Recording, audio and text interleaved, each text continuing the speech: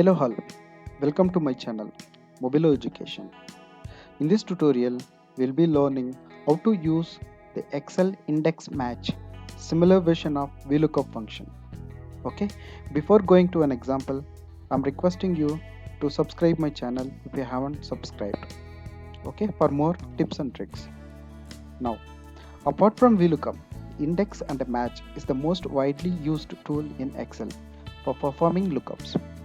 The index and match combo is potent and flexible, and you will see it used in all kind of formulas from basic to very advanced.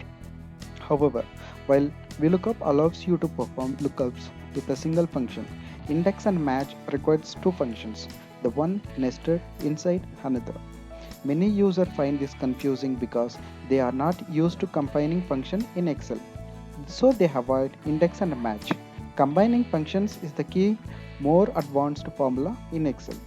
This article explains in simple terms how to use index and match together to perform lookups. Okay, let's go to an example. This is a sample data set I've taken. I've taken district, provenance, city. Now I have to match, get index the provenance city, provenance state by matching the district name. So we'll put the formula.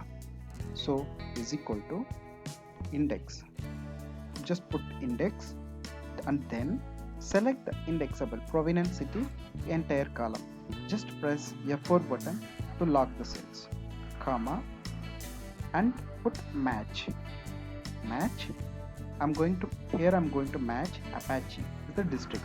So the district column located here. So select entire district column. Again, you just select F4 button. Then you put comma and exact match. Close the bracket 2 times. Enter. That's all. Arizona. Just rest all the columns. You just copy paste the same formula. So it will work. Thank you. Thank you so much.